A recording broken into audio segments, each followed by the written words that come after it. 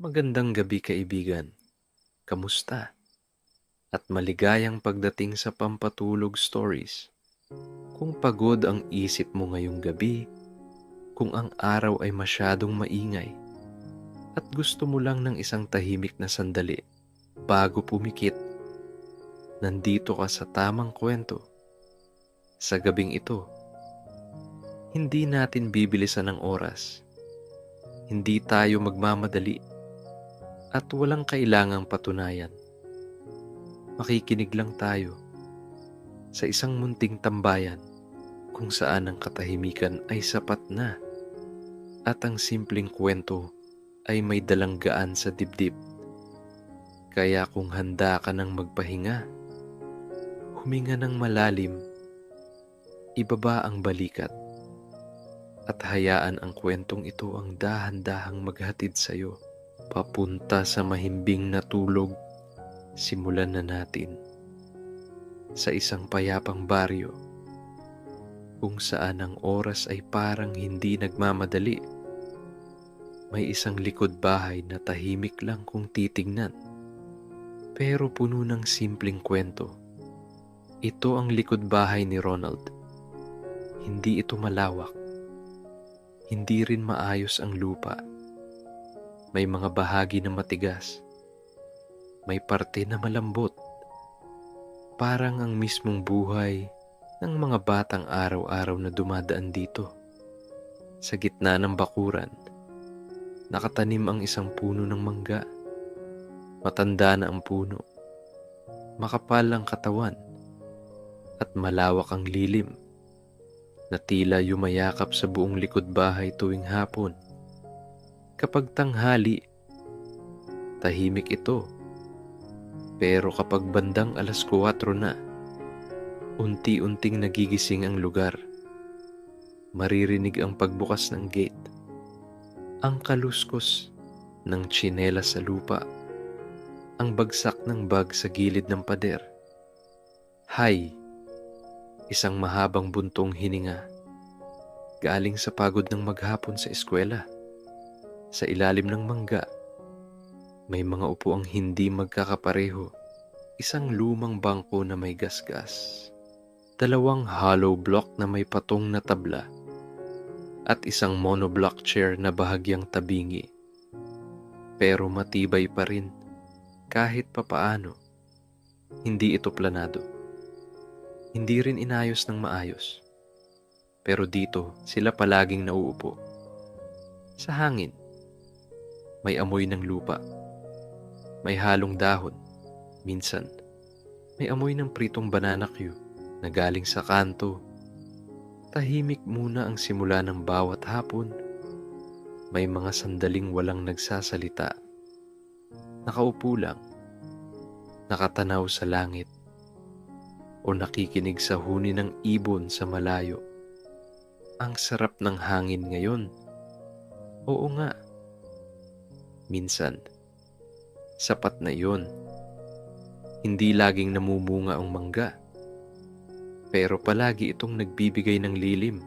Kapag mainit, dito sila nagtatago. Kapag umuulan, dito rin sila nagsisiksikan. Kahit may mga patak na tumutulo mula sa dahon, may mga tanim sa gilid ng bakuran, may sili na minsan lang mamunga, may kamatis na hindi palaging nabubuhay, may malunggay na palaging napuputulan ng dahon. Hindi nila tinawag na hardin kasi hindi naman ito perpekto. Tambayan lang talaga. Dito, sa likod bahay na ito, unti-unting nabuo ang isang samahan. Walang formal na simula, walang kasunduan. Basta isang araw, nandito na lang sila palagi. Habang palubog ang araw, nagiging kulay kahel ang langit. Humahaba ang anino ng mangga, at mas lalong lumalamig ang hangin. Bukas ulit ah. Oo naman. At sa bawat hapon na lumilipas, ang likod bahay ni Ronald ay hindi na lang bakuran. Isa na itong pahinga, isang alaala, isang munting tambayan sa likod bahay. Hindi nagtagal, napansin ng buong baryo ang mga batang palaging nandoon. Kapag tahimik ang likod bahay, alam ng mga kapitbahay na may pasok pa. Kapag may tawanan, alam na nila kung sino ang naroon. Sila ang tinatawag na ang tropang R. Hindi dahil silang pinakamagaling, hindi rin dahil silang pinakamaingay, kundi dahil nagsisimula sa letrang R ang kanilang mga pangalan. Si Ronald, ang may-ari ng likod bahay, tahimik sa umpisa, pero kapag nasanay ka na, makikita mo ang kanyang ngiting may kasamang biro. Siya ang madalas umupo sa bangkong kahoy. Parang doon talaga siya nababagay. Si Reggie, ang laging may kwento. Kahit simpleng nangyari sa klase, nagiging mahaba kapag siya ang nagkukwento. Madalas, siya rin ang unang tumatawa kahit hindi pa tapos ang kwento. Si Roy, tahimik, mapagmasid, mas gustong makinig kaysa magsalita. Pero kapag nagsalita siya, may bigat, may lalim, parang pinag-isipan muna bago bitawan.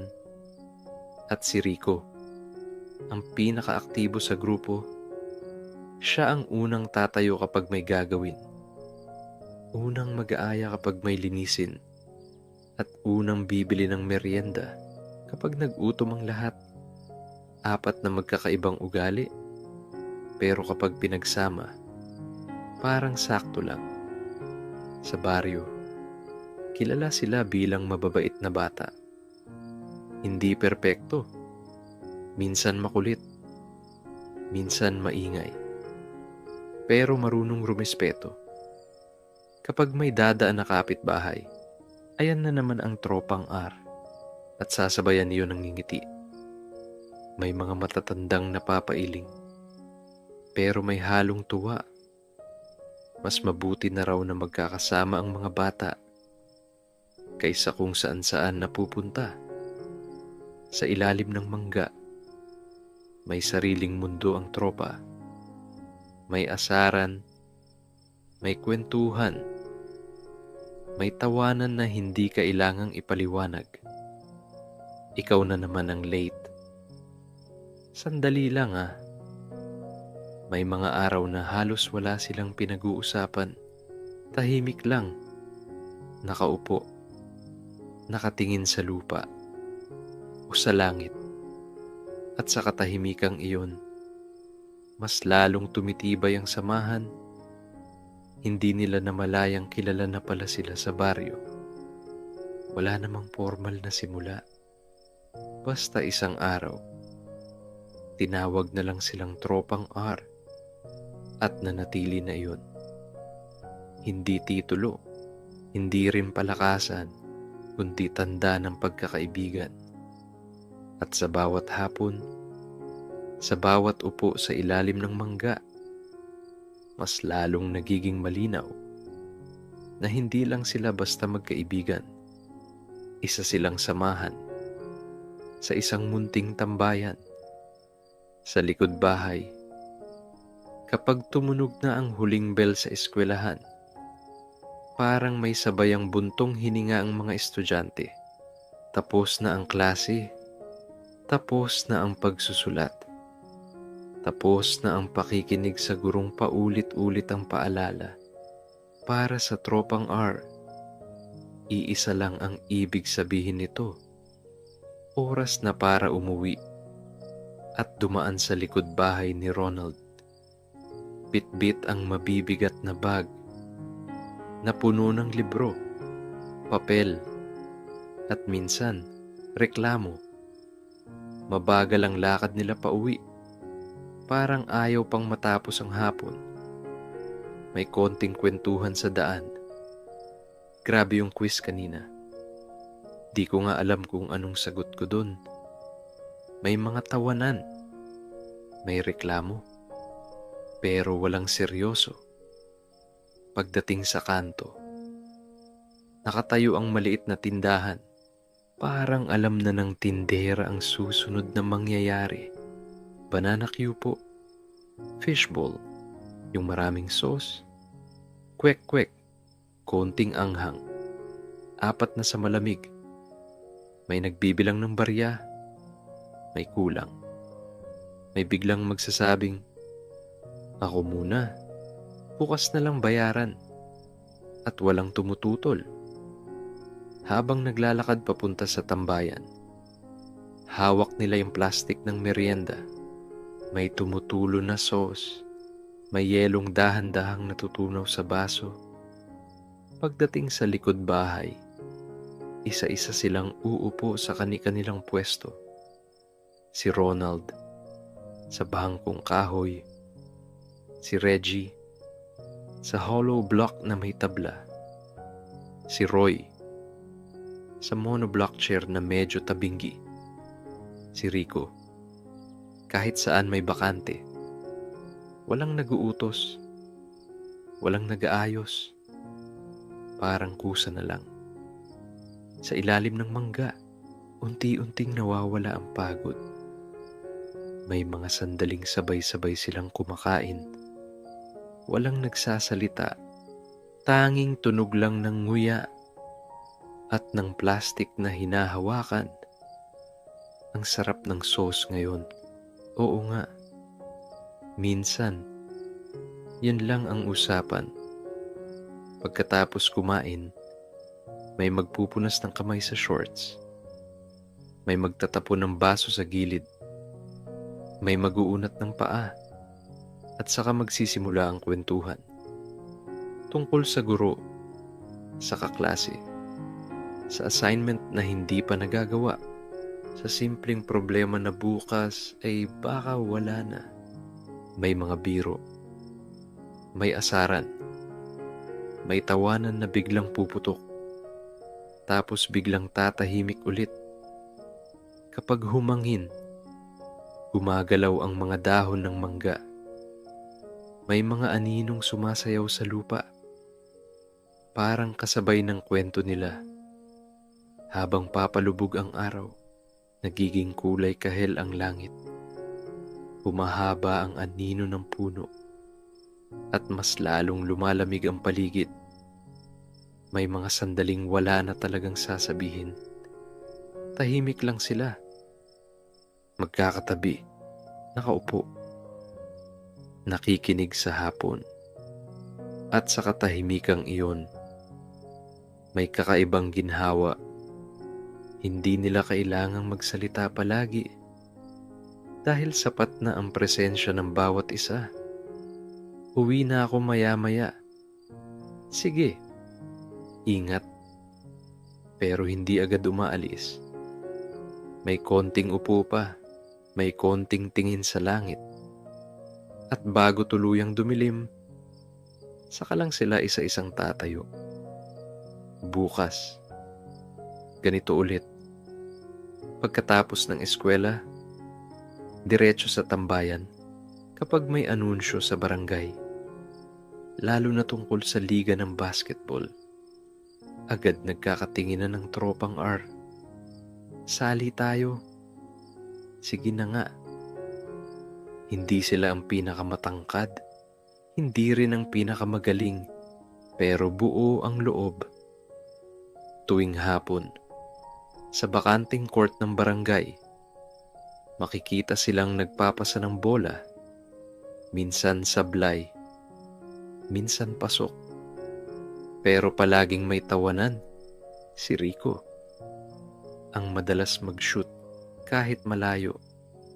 Si Reggie, ang laging may sigaw kahit hindi sigurado.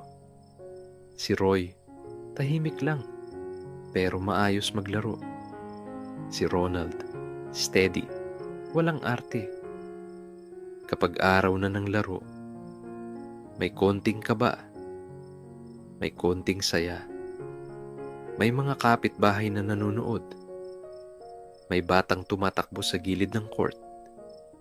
Hindi laging panalo ang tropang R. Minsan, talo agad. Minsan, tikit ang laban. Minsan, kulang lang sa swerte. Kapag may mintis, ay sayang.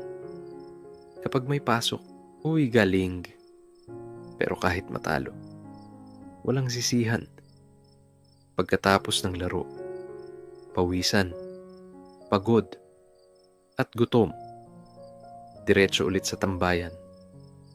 Sa ilalim ng mangga, nakaupo silang apat. May hawak na tubig, may hawak na tuwalya, at may hawak na kwento. Next time babawi tayo.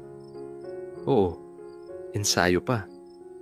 Walang galit, walang sama ng loob. Sa halip, may tawanan pa rin. Minsan, pinag-uusapan nila ang mga maling galaw. Minsan, pinagtatawanan na lang ang mga sablay. At sa huli, mas mahalaga pa rin ang samahan kaysa sa panalo. Habang lumalamig ang hangin at dumidilim ang langit, unti-unting nawawala ang pagod. Sa ilalim ng mangga, may natutunan sila. Kahit hindi sinasabi ng direkta na hindi lahat ng laban kailangang panalunan para maging masaya.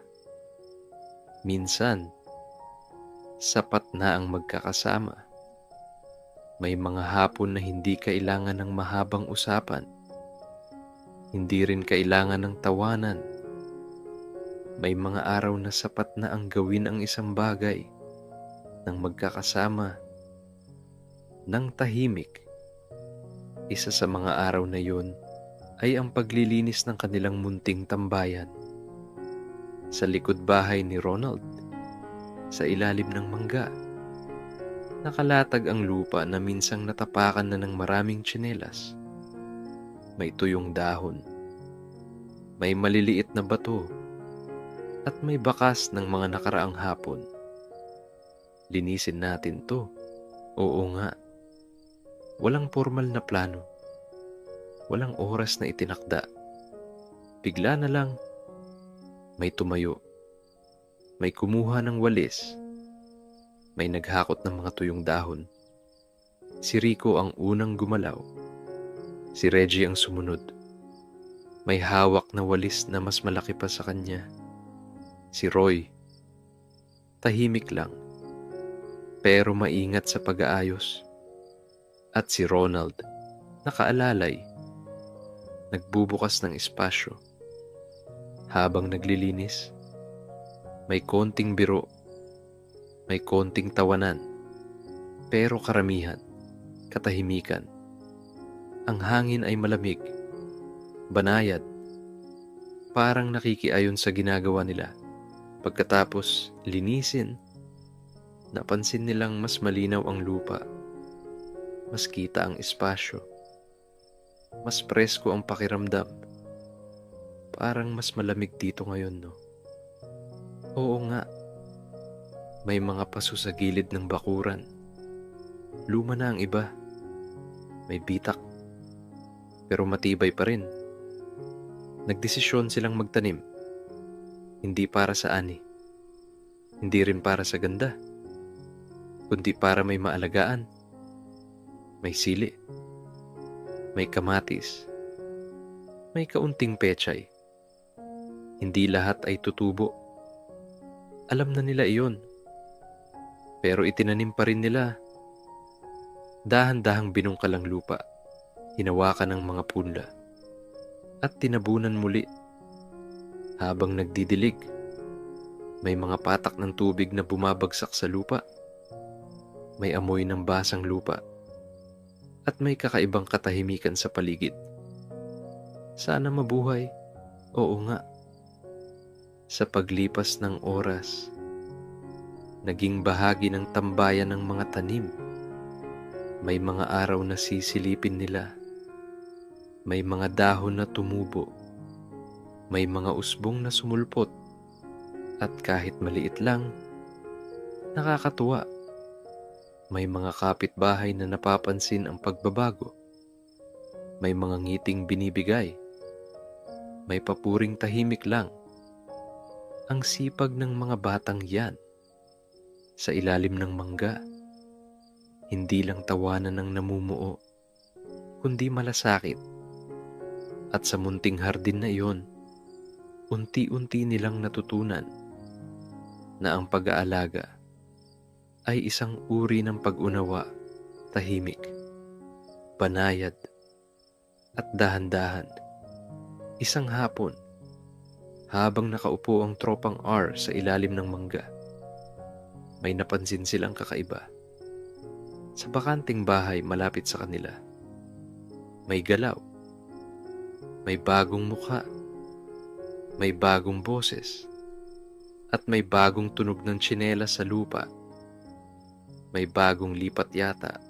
Oo nga. Tahimik lang muna silang nagmasid. Hindi sila sanay basta lumapit. Mas gusto nilang maghintay. Kinabukasan, nandun ulit ang bagong muka. Isang binatilyo, may dalang bag, at mukhang galing din sa eskwela. Tahimik, medyo nahihiya, at palaging nakatingin sa paligid. Minsan, nagtagpo yung tingin nila, isang sandali, isang ngiti, at mabilis na iwas. Ayain natin. Sige. Si Rico ang unang tumayo. Dahan-dahan siyang lumapit. Hindi nagmamadali. Hindi rin pilit. Uy, tambay ka.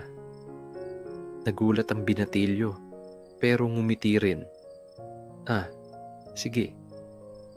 Doon nila nalaman yung pangalan niya, Rafi. Nang marinig iyon, nagkatinginan silang apat. R? Oo, at biglang may munting tawa. Isa na namang pangalan na nagsisimula sa letrang R. Parang biro ng tadhana. Pero tinanggap nila agad. Si Rafi. High school din, bagong lipat lang, at wala pang gaanong kakilala. Sa tambayan, tahimik lang siya sa umpisa. Nakikinig, nakangiti, at paminsan-minsang tumatango.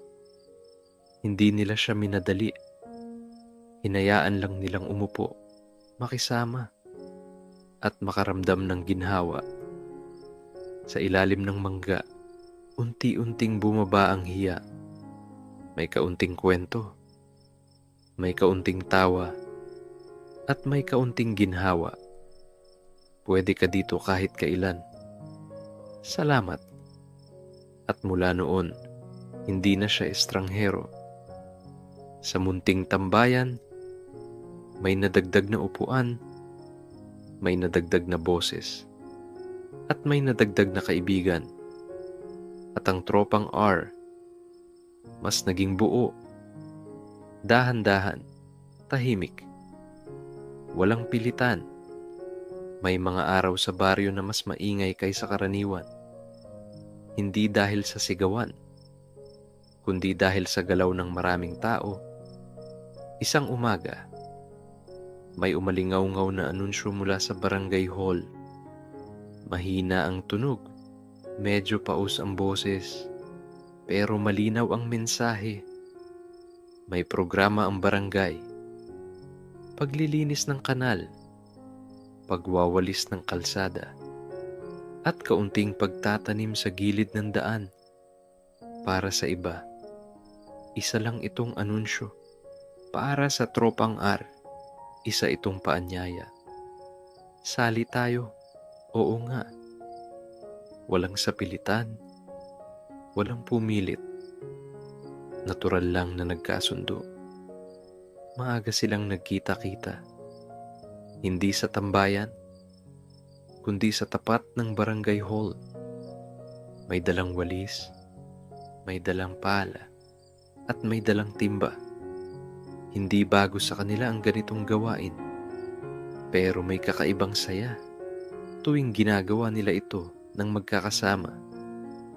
Habang naglilinis ng kanal, may konting reklamo, Ang init, ang baho, pero may kasunod agad na tawa. Si Rico, ang unang sumuong sa putik. Si Reggie, ang laging may komentong nakakatawa. Si Roy, tahimik lang, pero tuloy-tuloy sa gawain. Si Ronald, maingat, sinisigurong walang maiiwan. At si Rafi, bagong sali, medyo nahihiya, pero sumusunod sa galaw ng tropa. Sa bawat pag-angat ng putik, sa bawat pagwalis ng dumi, unti-unting gumagaan ang paligid. May mga kapitbahay na dumadaan, may mga ngiting ibinibigay, may mga simpleng pasasalamat. Buti pa kayong mga bata, hindi nila kailangan ng papuri. Sapat na ang pakiramdam na may nagagawa sila. Pagkatapos ng paglilinis, may maikling pahinga. Naupo sila sa gilid ng kalsada. Hawak ang bote ng tubig habang tumutulo ang pawis. Tahimik lang, pagod, pero may ngiti.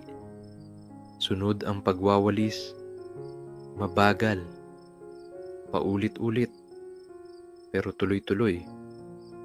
Habang humahampas ang walis sa semento, may tunog na nakaka-relax, parang paulit-ulit na himig na hindi nakakasawa. Sa huli, nagtanim sila sa gilid ng daan, munting halaman. Hindi sigurado kung tatagal, pero itinanim pa rin. Alagaan natin to ah. Oo. Habang tinatabunan ng lupa ang mga ugat, parang may katahimikang bumabalot sa lahat. Pagtapos ng programa, naghiwa-hiwalay ang mga tao. May umuwi, may nagpaalam, may nagpahinga. Ang tropang R, nagkatinginan lang. Tambayan, tambayan, at sa ilalim ng mangga, doon sila muling naupo. Pagod ang katawan, pero magaan ang loob. Sa mga simpleng programang iyon, unti-unti nilang natutunan na ang pagiging bahagi ng baryo ay hindi lang pagtira, kundi pakikilahok, tahimik, banayad, at may saysay. May mga hapon na mas tahimik kaysa karaniwan. Kahit kumpleto ang tropa, isa iyon sa mga hapon na iyon. Naupo silang 5 sa ilalim ng mangga. Pagod pa rin ang katawan, pero kalmado na ang isip. Walang merienda ngayon. Walang bola. Walang maingay na kwento. Tanging hangin lang at tuhuni ng ibon. Habang palubog ang araw, unti-unting nagbabago ang kulay ng langit. Kahel, rosas, at unti-unting nagiging madilim. Pagkatapos ng high school, anong plano nyo? Isang simpleng tanong, pero mabigat. Tahimik muna ang sagot. Si Reggie ang unang nagsalita. Gusto ko magtrabaho muna. Si Rico, baka mag-aral pa. Si Roy, tumahimik sandali. Kahit ano, basta makatulong sa pamilya. Si Ronald, nakatingin sa puno ng mangga. Gusto ko lang maging maayos. At si Rafi, mahina ang boses. Makahanap ng lugar kung saan belong ako. Walang nagtawanan. Walang nagbiro. Tahimik lang. Parang lahat ay nakikinig. May konting kaba. May konting takot. May konting pag-asa. Hindi malinaw ang hinaharap. Pero sa sandaling iyon, hindi sila nag-iisa. Habang gumagalaw ang mga dahon ng mangga, parang may bulong ang hangin na kahit iba-iba ang pangarap, pwede pa ring sabay-sabay maglakad. Kahit sa simula lang, kahit anumang mangyari, andito pa rin to. Sabay silang tumingin sa tambayan. Tahimik. Simple. Pero puno ng alaala. At habang tuluyang dumidilim, unti-unti ring humuhupa ang usapan. Hindi dahil tapos na, kundi dahil sapat na muna. Sa ilalim ng mangga, sa munting tambayan, may mga pangarap na hindi kailangang madaliin. Darating din ang panahon, dahan-dahan lang. May mga hapon na hindi kailangan ng kwento. Hindi rin kailangan ng tawanan. May mga sandali na sapat na ang katahimikan. Isa iyon sa mga hapon na iyon. Nandun ang tropang R sa ilalim ng mangga. Kumpleto, pero walang nagsasalita. Walang hawak na merienda. Walang bola. Walang plano. Tahimik lang silang nakaupo. Magkakahiwalay ng kaunti. Pero ramdam ang presensya ng bawat isa. Ang hangin ay banayad. Hindi malamig. Hindi rin mainit. Dahan-dahang gumagalaw ang mga dahon ng mangga. May tunog na halos hindi marinig. Parang bulong. Parang paalala na huminga lang. May ibong dumapu sa sanga. Sandaling tumigil. Saka lumipad muli. Walang pumansin. Hindi dahil walang pakialam, kundi dahil sanay na. Sa lupa, may mga bakas ng tsinelas. May tuyong dahon. May munting bato. Si Ronald, nakasandal sa bangkong kahoy. Nakatingin sa harap, hindi malinaw kung ano ang iniisip.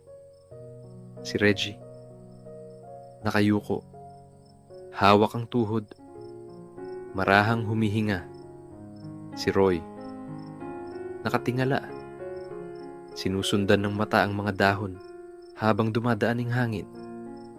Si Rico, nakapikit, nakasandal sa puno, parang saglit na nagpapahinga. At si Rafi, nakaupo sa gilid, nakamasid, tahimik, pero hindi nag-iisa. Walang nagtanong kung bakit tahimik.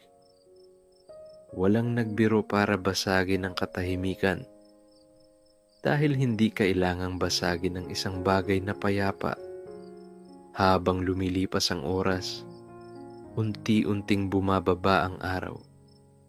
Ang liwanag ay nagiging malambot, hindi na masilaw, hindi na mainit. Humahaba ang anino ng mangga, tinatakpan ng lupa, parang kumot. Sa katahimikang iyon, may mga iniisip na dumarating at may mga iniisip na umaalis. Walang pilit. Ang oras ay mabagal, parang marunong maghintay. May dumaan na kapitbahay. Bahagyang tumingin at ngumiti. Ang tahimik nyo ngayon ah. Walang sumagot. Isang ngiti lang, sapat na. Maya-maya, may bahagyang paggalaw. Si Reggie ang unang tumayo.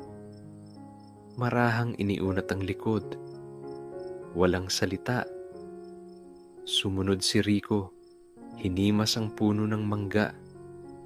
Parang nagpapasalamat. Si Roy.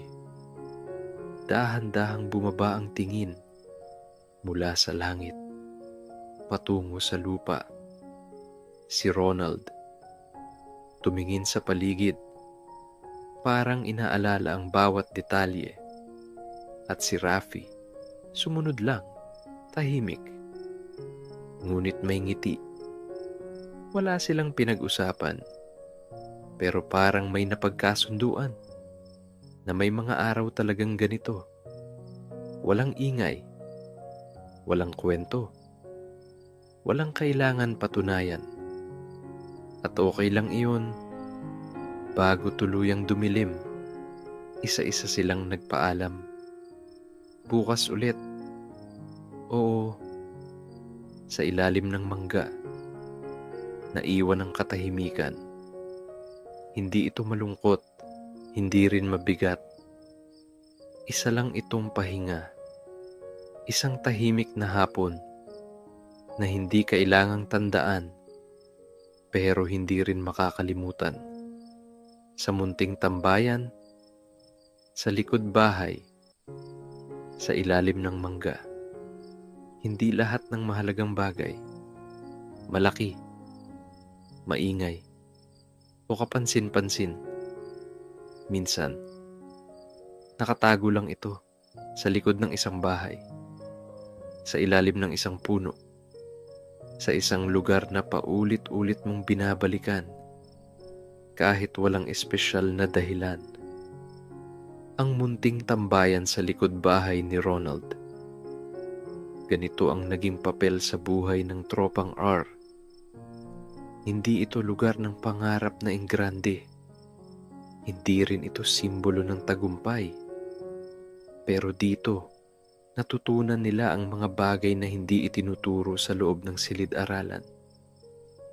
Dito nila natutunan na ang pagkakaibigan hindi kailangang palaging masaya. Minsan, tahimik. Minsan, pagod. Minsan, walang salita. Pero palagi, totoo. Sa ilalim ng mangga, naging saksi ang oras sa kanilang paglaki. Mula sa simpleng kwentuhan, hanggang sa mga usapang may bigat. Mula sa tawanan, hanggang sa mga sandaling walang ingay. At sa bawat pagbabalik nila rito, may kaunting pagbabago, may bagong isip, may bagong pangarap, may bagong pag-unawa. Natuklasan din nila na ang panalo ay hindi palaging nasusukat sa tropeyo. Minsan, nasusukat ito sa pagtayo pagkatapos matalo, sa pagngiti kahit pagod, sa pagbabalik kahit hindi sigurado, sa mga programang sinalihan nila, sa mga kanal na nilinis, sa mga halaman na itinanim. Natutunan nila na ang pagiging bahagi ng isang lugar ay hindi lang pagtira, kundi pag-aalaga. Ang munting tambayan naging paalala na ang tunay na yaman ay ang mga taong handang maupo sa tabi mo kahit wala kang maibigay na iba kundi oras. Habang lumilipas ang panahon, darating ang araw na hindi na sila palaging makakapunta rito. May kanya-kanyang lakad, kanya-kanyang responsibilidad, kanya-kanyang direksyon. Pero ang alaala ng tambayan, mananatili sa bawat huni ng ibon, sa bawat paggalaw ng dahon, sa bawat amoy ng lupa tuwing hapon. May babalik na pakiramdam, isang pakiramdam ng pagiging sapat. Hindi perpekto ang kanilang kwento. May mga pagkukulang, may mga pagkakamali, may mga araw na hindi sila nagkakaintindihan. Pero sa huli, pinili pa rin nilang manatili.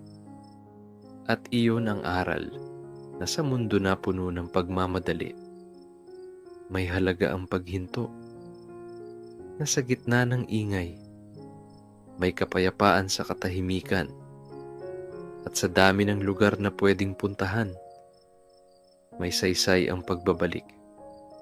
Sa munting tambayan sa likod bahay, natutunan nilang hindi kailangang malayo para makaramdam ng tahanan. Minsan, kailangan mo lang ng puno ng kaibigan at ng oras na hindi minamadali habang tuluyang dumidilim ang gabi at ang likod bahay ay muling nagiging tahimik.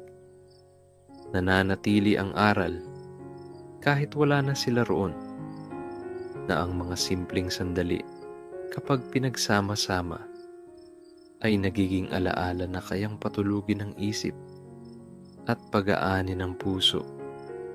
Dahan-dahan, tahimik, at buo. At kung sakaling may isang hapon na mapadaan ka sa isang likod bahay na may punong nagbibigay lilim at may mga bakas ng upuan sa lupa, maaaring may isang munting tambayan din doon na tahimik lang pero puno ng kwento tulad ng sa kanila. At habang papalapit ang pagtatapos ng kwento, maaaring napansin mo na ang ingay sa isip mo ay unti-unti nang humuhupa. Ang munting tambayan ay hindi lang lugar. Isa itong paalala na minsan ang tunay na pahinga ay matatagpuan sa katahimikan at sa simpleng pag-unawa sa buhay. Kung inaantok ka na ngayon, huwag mo nang pigilan. Ipikit mo lang ang mga mata at hayaang manatili sa iyo ang kapayapaan ng gabing ito. At kung nagising ka man sa gitna ng gabi, babalikan ka ng kwento. Tahimik lang, walang biglang lakas ng tunog. Handa kang samahan hanggang sa muli kang makatulog. Maraming salamat sa pakikinig. Magandang gabi. At naway maging banayad ang iyong mga panaginip. Hanggang sa susunod na kwento.